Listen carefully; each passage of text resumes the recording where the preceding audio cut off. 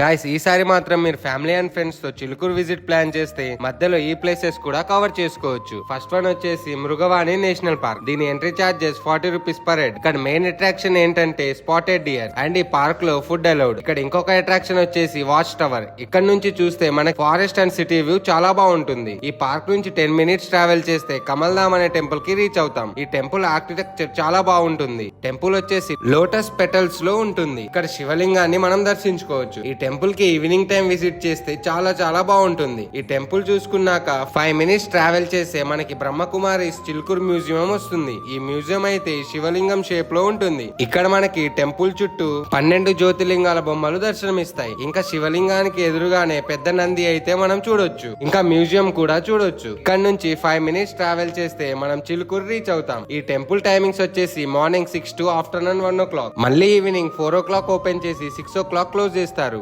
ఇప్పుడు 108 ప్రదక్షిణలు గుడి లోపల కూడా అలో చేస్తున్నారు. అండ్ చిలుకూరు వచ్చినప్పుడు ప్రతి ఒక్కరు ట్రై చేసేది స్టార్ ఫ్రూట్. మీరు కానీ ట్రై చేయకపోతే ఈసారి వెళ్ళినప్పుడు ట్రై చేయండి. ఈ వీడియోని మీరు ఎవరితో చిలుకూరు వెళ్ళాలనుకుంటున్నారో వాళ్ళకి షేర్ చేయండి. ఇలాంటి మరిన్ని వీడియోస్ కోసం మన పేజ్ ని ఫాలో చేసేయండి.